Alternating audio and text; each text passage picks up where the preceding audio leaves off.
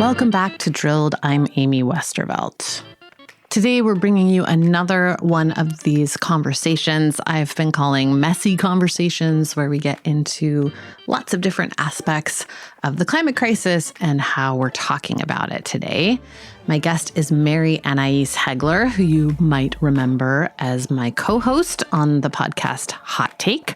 You might also know Mary from her many excellent essays on the climate crisis and especially how it intersects with civil rights.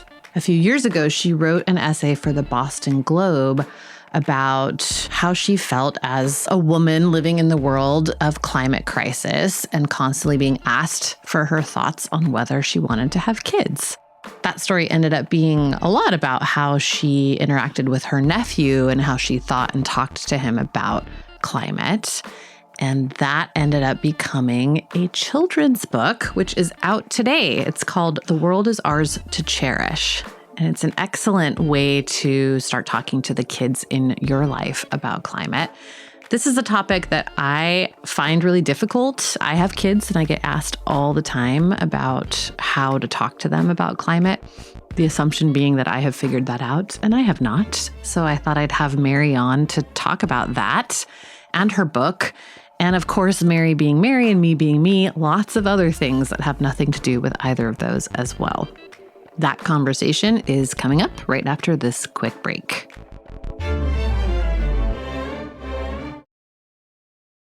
How does PwC take your company to the leading edge?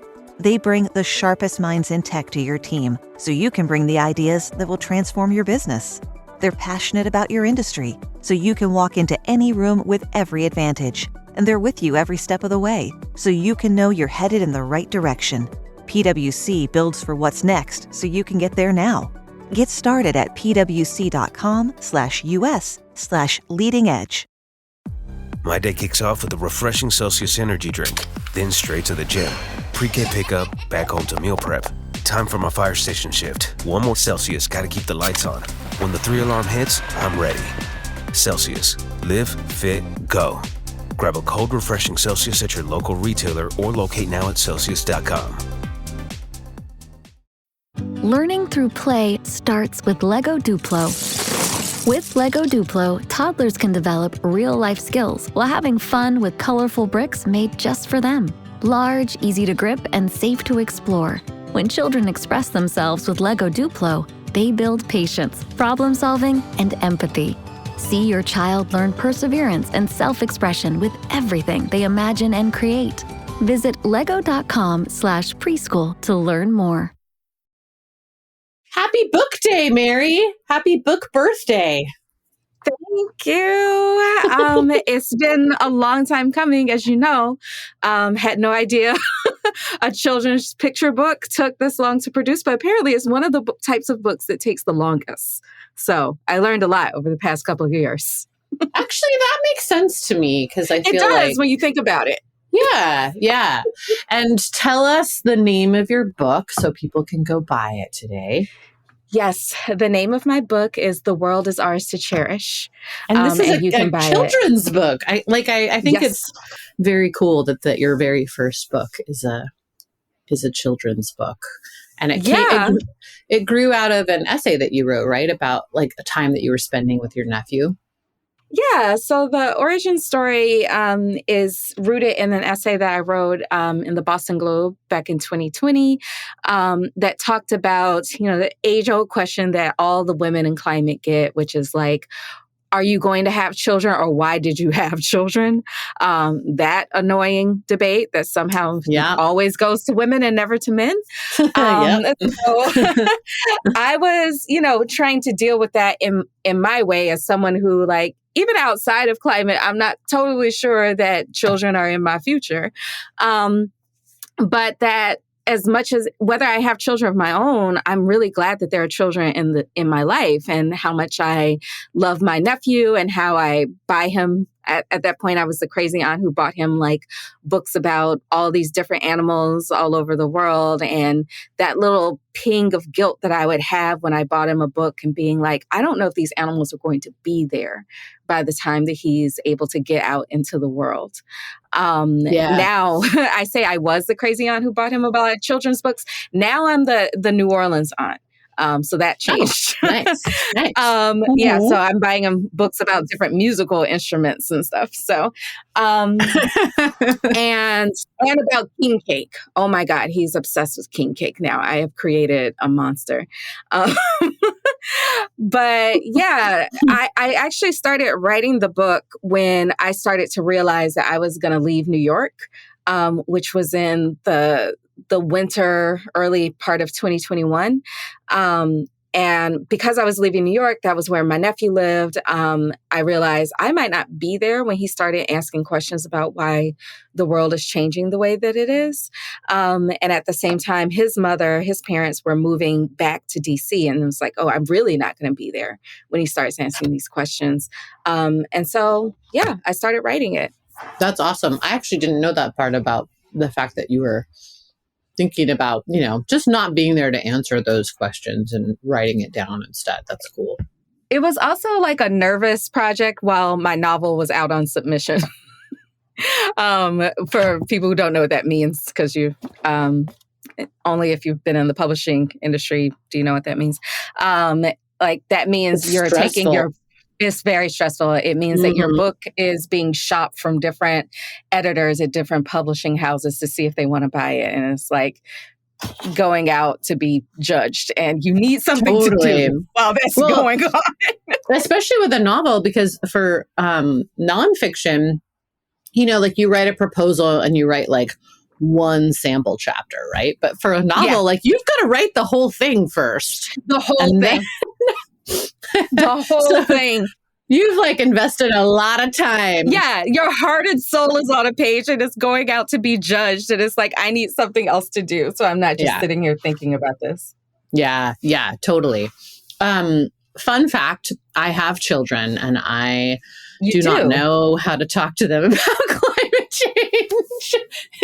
It's like something that people always ask me advice on, because the assumption is, and it's not like a wild assumption, is that, you work on this subject all the time and you have kids, so you must have like figured out how to talk to them about this. And to be honest, no, I feel like I feel like I might even be like worse than the average person at talking to them about it, like to a weird extent. Sometimes they'll ask me stuff. Like just the other day, Archie, my older kid, was asking me about... how old is he now? He's 11, and he was asking about emissions or something. And I kind of like clammed up. It's terrible. It's like, but it's sort of like that thing where it's like I don't know. I find myself having this like very lizard brain reaction where I just want to like protect their like innocence for as long as possible, even though like, well, they're like, kids figure stuff out so quickly. I'm sure that like they've been worrying about it, and really like it's more helpful if I talk to them than avoid it. But it's hard. It's hard to talk to kids about that stuff, especially because also, there's a level of like, of guilt to it too, where you feel like, oh God, I can't believe we didn't fix this in time, and that pang of like, oh my God, like the thing that always got me about, like gave me that feeling that you were talking about with the animals was when Archie, who's 11 now, he was like, he's been obsessed with the idea of going away to college since he was like 7, and not even because he like understands what that is or he like wants to study or something. It's really just having a roommate. That seems fun to him. He wants a roommate? Yeah, I mean, in his mind, it's like permanent sleepover, like I could just like live with my friend. That gets old, amazing. Buddy. I know. So he always is like, when I go away to college, like, could I do this? Could I do that? And every single time he would ask, I would always be like, oh, in my mind, I'm like, there's not going to be college. You're going to be like involved in water wars, you know? Oh, wow. Okay. Well, maybe that's not the best starting point for the conversation, Amy. But No, I know. My immediate fear response, I'm like, ah! Yeah. So anyway, yeah, I guess my very long-winded question here is like, how did you figure out how to start talking to him about this stuff? Well, I also have a lot of questions about that whole thing. I'll get to them. But how did I figure out how to start talking about it? It was like I just started thinking about what is the operative word in climate change, and I think it's change. And so that is the message of the book of like the world is very magical, it's very beautiful, but also the world has changed, and the world that you're growing up in is not the world that I grew up in. But the world will always keep changing. And it's changed because you're here. You will continue to change the world, and we can change the world together, right? And so going with the idea that change is inevitable and it can be good or bad, and you can play a part in what that change looks like. So I really leaned into the idea that I and no one else really knows what's going to happen, but we can control what we do and what our actions are. And I had to fight a little bit of a battle to make sure that the book stayed honest, because I think part of the trouble with climate books is that people always want a climate book to be just closed book hopeful. And I think you can write, I think I did write a hopeful climate book. But I think you also have to be honest because as a friend of mine said recently, Daniel Jose Older, if you lie to children, you don't deserve them. And so I got some pressure to like make in the beginning of the book, it's like there's more fires, there's less water, there's this, there's that, to make those things come back as a resolution to the book. And I was like, that's not realistic. That wouldn't happen in their lifetimes. And I'm not going to lie to these children. Right. And so that took some convincing because I think it's just, honestly, a lot of people in our communications industries don't realize how bad the climate crisis has gotten. Yeah. And think we're still in this place of like stopping global warming, preventing global warming. It's like, oh, that ship sailed, right? Like, I think you remember when we were on Hot Take and we got the question of like, what do you think of the debate between mitigation and adaptation? We were like, what in the 2010 hell? I know. What kind of question is that? Yep. So wait, but I also have to end this answer with a question. What kind of messages do you think your children are getting from the outside world about climate change that they're internalizing? That's an interesting question. So also I, while you were talking, I was like thinking about the lying to thing. And I was like, oh, maybe that's why I'm like avoiding talking to them about it. Cause I don't really lie to them. I mean, sometimes I tell little lies like we don't have any cookies. Because mommy's eating them. We don't have cookies. Mommy has cookies. But I don't, like about how life works in general. I don't, shy away from like reality. So yeah, I feel like part of it is I'm like, oh, I'm not ready to have this like fully, honest conversation with them about this. But it's, I'm going to have to. But yeah, I think that, my older kid in particular, like he's like, goes on TikTok and like goes on YouTube and watches things. Fortunately, he also talks to me about everything that he sees. So I know like if he's being, fed something, then I know. And also I've instilled in him from a very young age, like a level of skepticism. So like he'll totally fact check things with me. He's like, I heard this, like, is that true? And I'm like, no. Who said it? What organization are they with? Who's paying them? All of that stuff. So he kind of has that filter. But also, we live in Costa Rica, so he goes to a school where like he has an ecology class 3 times a week, and like they actually talk about all kinds of stuff related to the environment in general and climate change and all of that stuff. So he is getting, an education about it. But I don't think, and actually both of my kids, it's really funny, like for both of them, like they, at some point in school, kids always get asked this question that's like, if you had, $1 million, what would you do? Or if you had like endless amounts of money, like what problem would you solve or whatever? And both of them like immediately, they immediately say, shut down the oil industry and give everyone a house. Amy! Oh my God, you must be so proud. So they do get they're getting like, they're getting subliminal. These are your kids. That's not subliminal. That's not subliminal. No, you raised little fossil fuel haters, and I love it.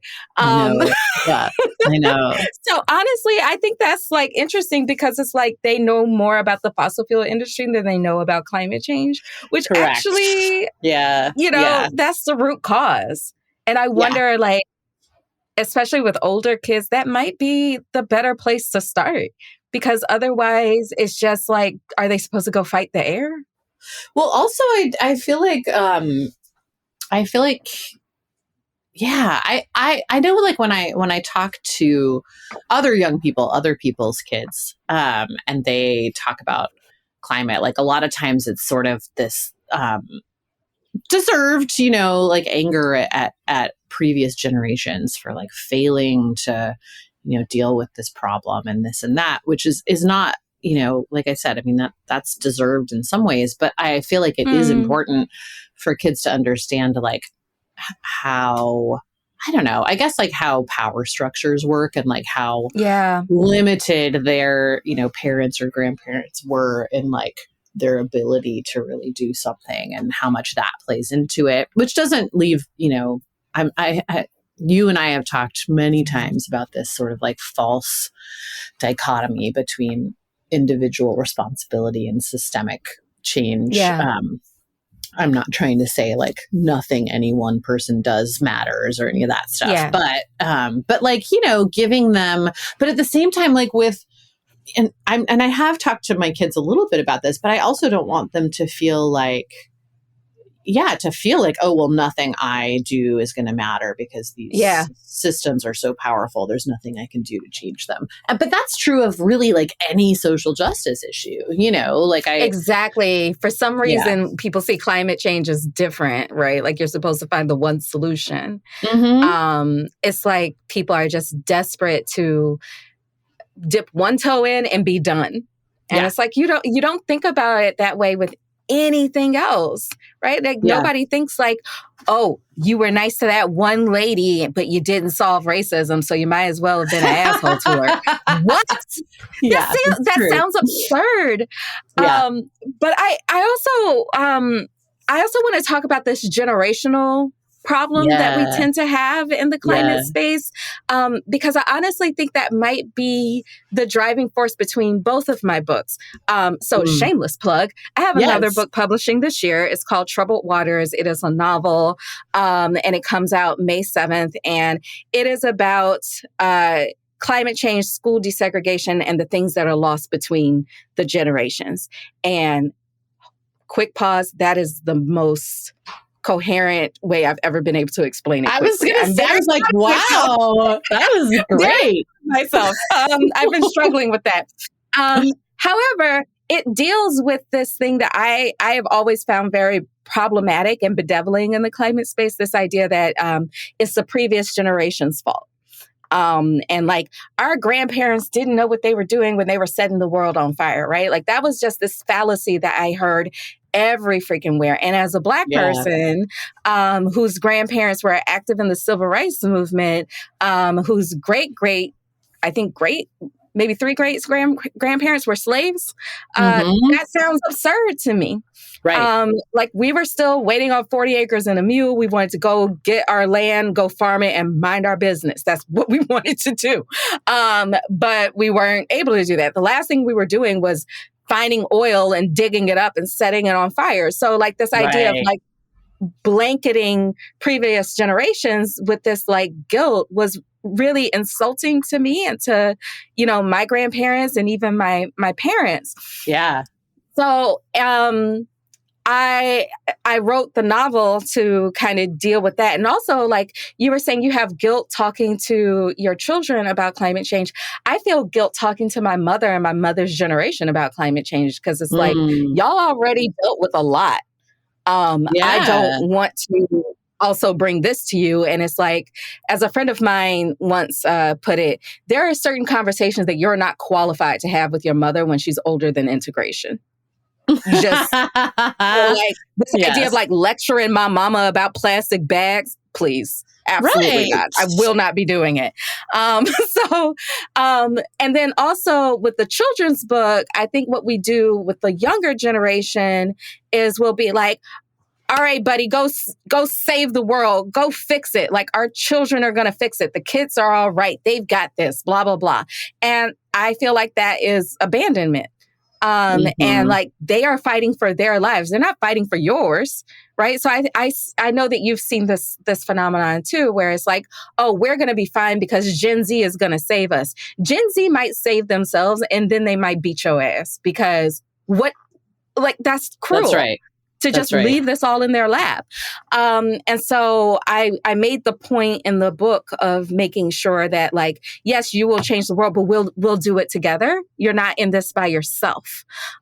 So that was a big point of the narrative of like making sure that the child understood that this was communal and to go get involved. And like, there's little suggestions at the end for things to do. And most of them are about like, I think the biggest thing children can do to prepare themselves for climate change is to build community and know their neighbors. Yep. And I say that as an introvert. Like, that's not easy.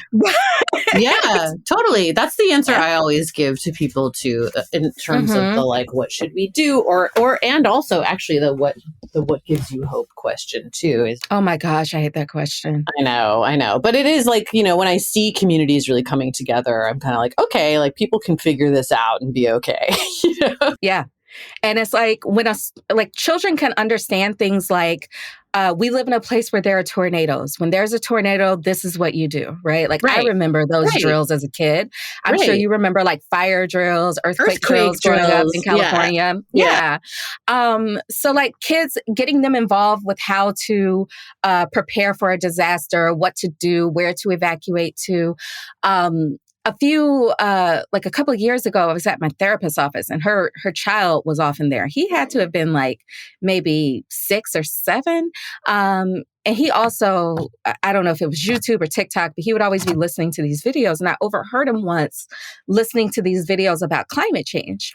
And I asked her, are you not worried about him like getting nightmares, getting scared or anything like that? And she's like, actually, no. He comes back from those videos like with a lot of like good questions. He likes to strategize with me about it. This was in New Orleans. Like when there's a hurricane, where do we evacuate to? And how soon do we go? What are the categories? Like he's learning how to be prepared and like, so as I was writing the children's book, one of the things that I was aware of was that these children that the book is going to, they don't know what that world looked like before.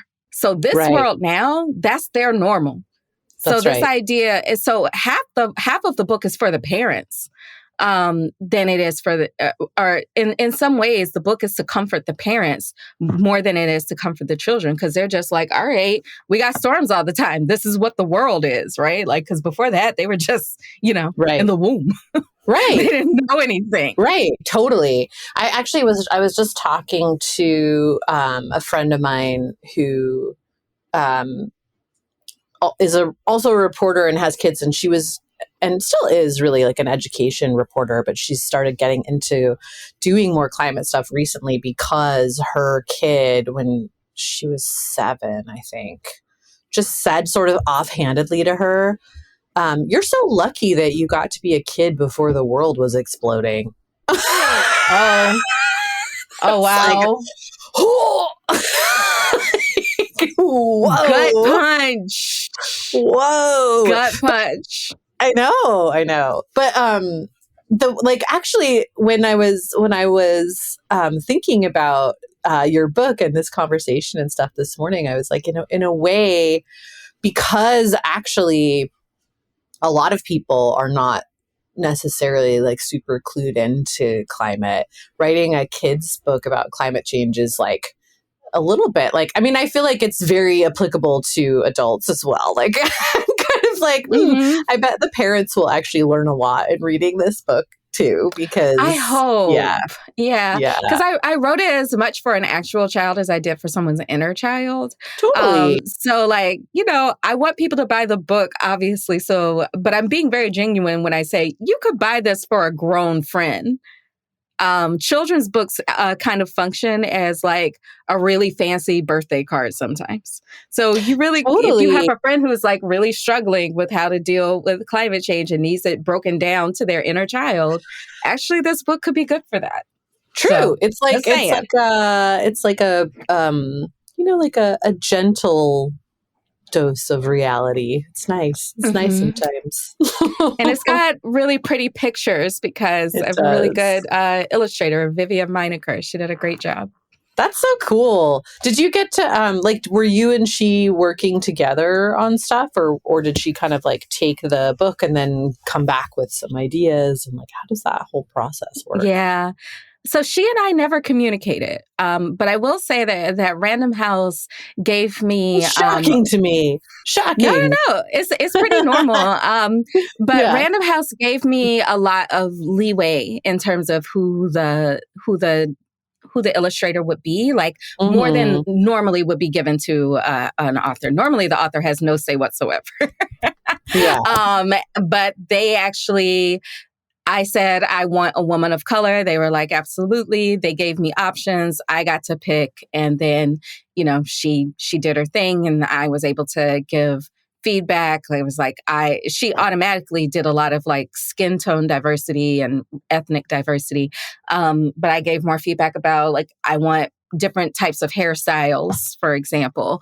And at the end, there was still a little bit of like, I want to see this type of protest and not that type of protest to fit with the story. And she just like matched it perfectly. So yeah, she did a great job.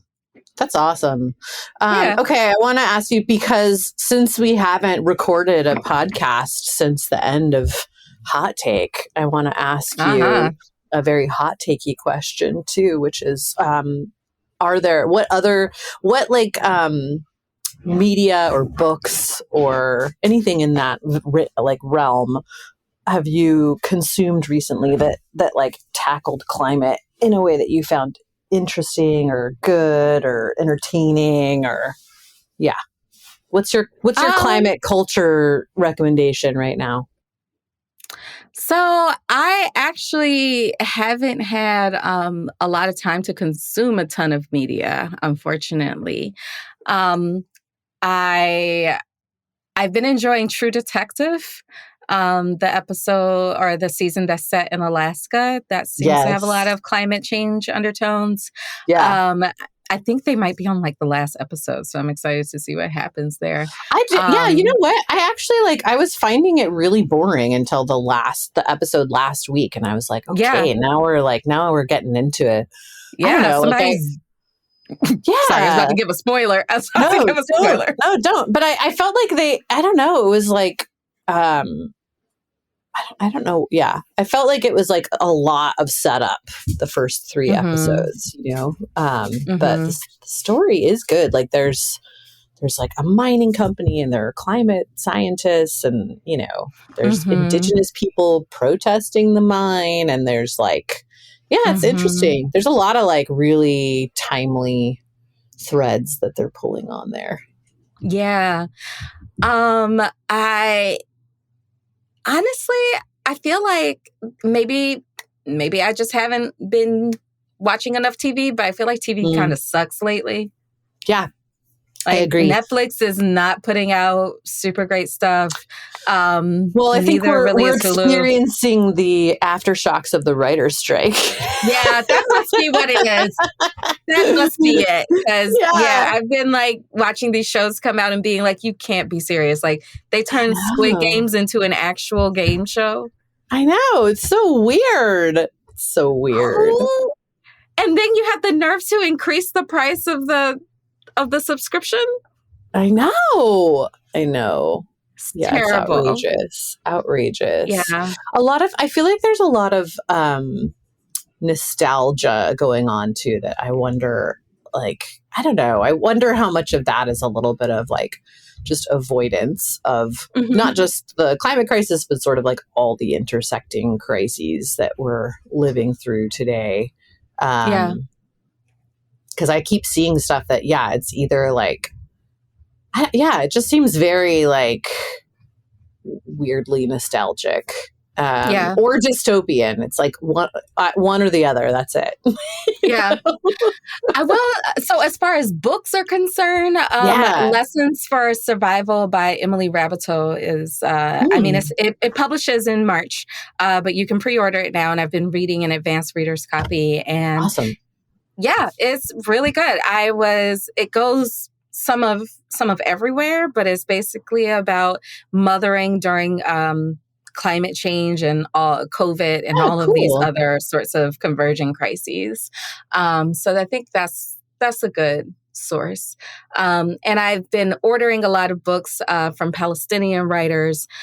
Really excited to read those because I am watching and reading the Palestinian struggle as like this really amped up indigenous resistance movement. Like we've seen in the US what happens when indigenous people resist. The response is like swift and overwhelming and just wildly overblown. That is, I feel like, what we're seeing in Palestine as well. And it's really shocking and sad for me to see the climate community, too many people, not everyone, obviously, but too many prominent people acting like this is divorced from climate change. Because if you understand that land back is a climate solution, then how do you not see this as a climate fight? Where I have seen that kind of weird, like, I don't know, just like blind spot or a willing blind spot in the climate space in particular is around discussions about U.S. politics. Like I keep seeing people kind of being like framing the election this year in the U.S. as like, well, climate people better get behind Biden because Trump is going to be worse for the climate. So, like just because you're not in love with the IRA doesn't mean blah, blah, blah. And I'm like, are you just like totally ignoring the fact that Biden is also funding a genocide right now? Because I'm pretty sure like everyone I know who's on the fence, that's the thing they're worried about. It's not about the details of the IRA, man. I mean, also the IRA was not awesome. And I think we need to be honest about that. I think, that big sea change event that the climate movement had back in 2020, I think some folks need to come out and be like, oops, I didn't mean any of that. Totally. Because you obviously didn't, right? So like, at least be honest about where you actually are. Like people made a whole lot of commitments that are obviously not true. It's really unsettling because I'm seeing the exact same thing in media too, where like all these newsrooms were like, we need to do a better job well, actually on race and climate. They're like, we need to do a better job of covering this, and we need to do, we need to be more intersectional and more diverse and all this stuff. And then 3 years later, it's like, either people are getting let go or people are leaving because they've been so like burnt out by trying to, do the thing they were hired to do, but nobody actually supports it. Fighting the infrastructure the entire time. Exactly. It's very, It's disappointing. It's really disappointing. And the thing, actually, like I just wrote about this recently, and we put out an episode with Rihanna Gunright, who I know you also know and are friends with, about this issue as well. That like, I feel like there's this weird idea that, we need to quote unquote stop climate from being pulled into the culture war. And it's like, first of all, like you don't really decide that. That gets decided for you. That's how that whole thing works, But secondly, like the whole reason that like that backlash is happening right now is because it was starting to be effective. It was actually growing the movement to be more intersectional and more inclusive and all those things. And that is scary because a more, broad-based movement is going to be more effective. You don't go, oh no, we better stop doing that. You know what I mean? Right.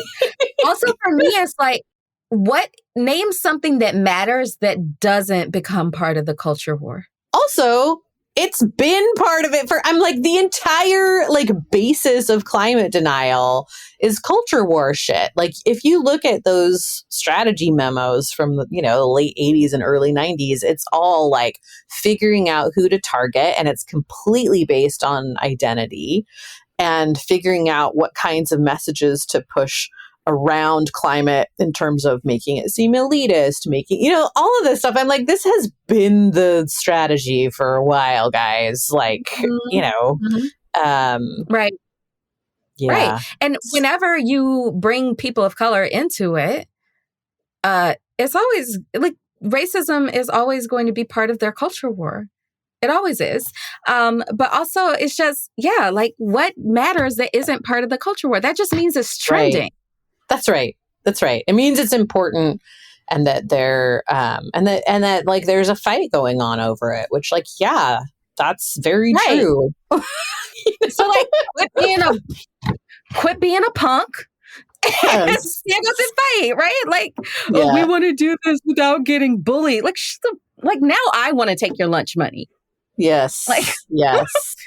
I know. I feel like I'm just, it is honestly, it shouldn't be shocking to me, but it is shocking to me the number of people that I still, hear some version of, I really just want to keep it about science and technology, as though science and technology are somehow divorced from politics and culture. Like, exactly. I'm like, this is so interesting that you think that, like, if you think of it that way, it is that way. And like, I'm going to be honest here. No surprise. It's mostly men I hear from thinking like this. Oh, yeah? Is it mostly white men? It's mostly white men, yes, who are just like totally confused by the fact that their thoughts don't constitute reality. I just, it's really something. Really something. My head hurts. But yeah. Also, hot take question for you. How do you feel about like the overall state of climate media at this point? Because you've seen trends come and go. What trends do you feel like you're seeing return, and which ones are you seeing emerge? Well, I'm unfortunately kind of seeing, a lot of the commitments that were made walked back as media, to be fair, like we still haven't figured out the business model for digital media in particular. And I think a lot of places are struggling to figure out how to stay afloat. I'll tell you one very troubling trend I'm seeing is that all of the, there's like several climate foundations, right, that are interested in funding media.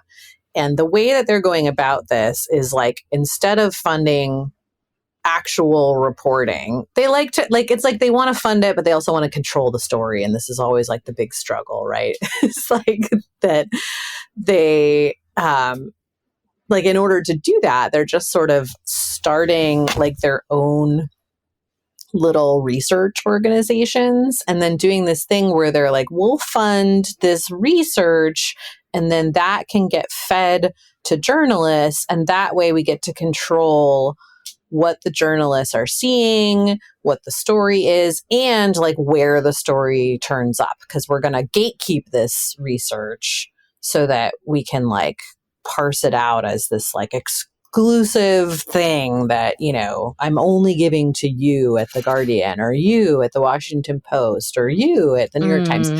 And like, because I have such a window into this and I know how the sausage gets made, I'm seeing these stories everywhere where I'm just like, oh, this is basically like a manufactured story by an NGO that, you know, did the research and handed it to this reporter. And like, you know, the reporters do their due diligence and check the facts and stuff like that. But I'm just like, okay, I get how this seems like a successful strategy, right? Because like it's working. They get to control the story and they're getting stories into like big outlets, right? So they get to put in their little impact report at the end of the year that they had X number of New York Times stories this year or whatever, you know.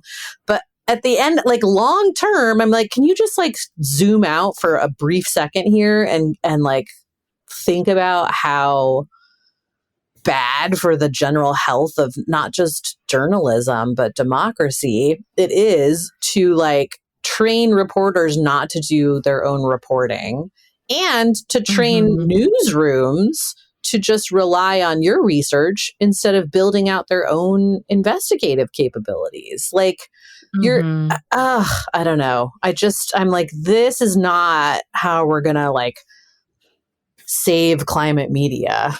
Yeah, it's gross. Yeah. I had someone just at a conference recently. I met someone who, you know, was one of these like kind of pseudo journalistic outlets, and he described himself as, quote, an activist pretending to be a journalist. And I was like, dude, it's so fucking hard for those of us who've been climate reporters for a long time to like bat away the accusations of being activists all the time. And like, you're just like fully playing into it. Like, it's not helpful. It's not helpful at all. That's frustrating.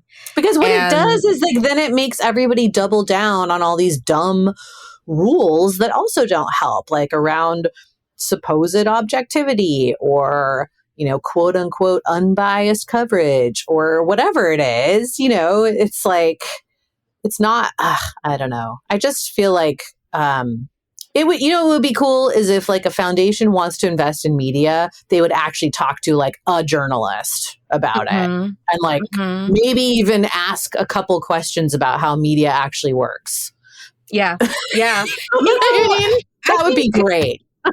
Yeah. I think that plays into something else I see in like the broader climate community, right? Because there's the journalism community and there's writers community and the climate community, and there's like overlap in certain places, right? But in the broader climate community, something I think I see a lot is like people don't quite understand what writing is in a lot of ways.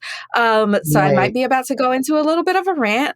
But like I will often get like, Mary's a climate journalist or Mary's a climate reporter. I'm neither one of those things. Right. Like, I'm a writer. And then like, I remember when I say that, I mean that like journalism is a specific type of writing and essays are a different type of writing. Opinion is a different type of writing. Like we need to let words mean things. And as a writer, it drives me insane when words are stripped of their meaning. So like another thing I've gotten when I announced the books was, you were always an author to me. Do you know what author means? Author means that you have authored books. It's specific to books. You can't author an essay. You can't author, you know, one standalone poem. Author means books. And that's fine. That's okay. Like, you know, it doesn't comfort me to be like, you were always an author in my eyes because what are you looking at? Or another time I said that I wasn't an organizer. Don't you think your words organize people into certain ways? What? No. Yeah, or an organizer is a specific job and a specific thing. And it's, like you said, it's okay for there to be like requirements involved with that. Right. It's okay to have division of labor. You don't need to be all things. Right. Yes. And I think in particular, there seems to be this like confusion about what it is to be a writer or what writing is, or that there are different types of it. Because like you wouldn't expect someone to be an expert on tornadoes and wildfires at the same time. But for some reason, if you're a writer, that means you're every single type of writer that's ever existed. It's true. Right? Like, Amy, you're a poet. Actually, I just had this issue recently on LinkedIn, a place I now hang out sometimes thanks to Elon Musk. I posted something on there because we did a big story with the Center for Climate Reporting and The Intercept about Sultan Al Jaber and the UAE and ADNOC and the most recent Conference of the Parties COP that was in Dubai last year. And it was like an investigative piece about their use of US PR firms over the last 10 years to kind of like make this whole thing happen, where you get the president of an oil company presiding over a climate summit, right? So I posted about it on LinkedIn, and this woman was like, why aren't you talking about the positive things that are happening at COP? Or like, why aren't you talking about the fact that why aren't you talking about the fact that he has a woman on the leading, and I'm like, I don't give a shit if a woman makes bad policy or a man makes bad policy, ma'am. Like, it's bad policy. Yeah. Like the fact that it's a woman, perpetuating this like the status quo does not make it like innately feminist or something, but also I'm not that type of reporter. Like I'm an investigative journalist. Yeah. Investigative journalists, like by definition, are not doing like puff pieces. On, exactly. You know what I mean? Like I'm like, that's not, and it's not that I don't think there's anything, like she kind of was like, why aren't you ever writing like positive stories? I'm like, because I'm an investigative reporter. So like, oh my God, stop reading me. Stop reading my shit. If that's what you're looking for, I'm not the writer for you. I'm not there's lots of people doing that and they do great work at it. Like if I'm investigating something, it's because like something smells wrong about it, not because I think it's awesome. You know what I mean? You should do that. Like you should do like some sort of like deep dive investigation into a theme park and find out it's actually awesome and everything runs on solar power. And I know. Cotton candy. Yes.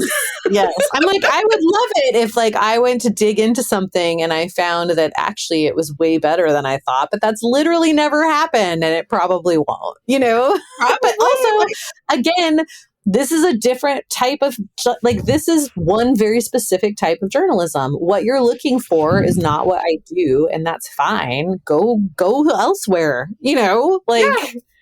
We don't all have to do solutions journalism, like we don't all have to do investigative journalism. It's, there are many different types and like, it's very irritating. It is so irritating. Yeah. I love that we like went off in a million directions, and I'm going to bring it back to the book and I'm going to ask you, did you have any like inspirations for yourself when you were writing this book? Were there other, kids books that you were thinking of, or other books in general that you, admired, or other like communicators on climate that you were thinking of? What were your inspirations? I went to look at different children's books up on the shelves, and like children's books that tell children about things that we think of as difficult. So there was this explosion of children's books about racism. There's a children's book about Julian is a Mermaid, I think is the name of it, where it's like he is a little boy who is, is questioning his gender. And so, and finding acceptance and all of those. Well, we're not trying to do culture war stuff on this podcast, Mary. I know, of course not. yeah, I kind of looked at those books that broached difficult conversations with children. I also thought a lot about just poetry, right? Like just noticing that a children's book, especially for this age group that I'm going for, which is like the youngest of the youngest, is basically just the poem.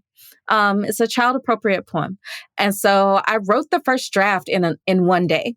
And that did not wind up being the final draft. But it's just like you have to follow your emotions. And so I was also thinking about poets like Langston Hughes, Paul Laurence Dunbar. I started reading their poetry when I was like 7. So not to brag, but I did. And so I went back to some of those inspirations and like how to describe nature and make all of that child appropriate. That's cool. That's awesome. Awesome. Yeah. Well, I'm excited. I appreciate the help that this book will provide me in talking to my kids about climate change. Thank you. I want updates, by the way. So yeah, and where should people buy it? That's like, your preferred place. Bookshop.org. You can go to bookshop.org and look up your local bookseller and then buy it through them. Which I think is the best way to do it. And I have one last question for you. What are you if you love dad jokes, but you don't have kids? Oh, Mary. Wow. Try again. You love dad jokes, but you don't have kids. I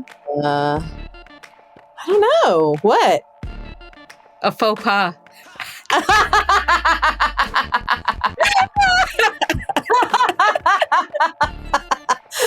That is actually good. I like it. Thank you. Thank you so much. Amazing. All right. Thank you so much. I'm so excited that we got to do another little podcast here. And go buy the book, people. Yeah, please. Okay. This was fun.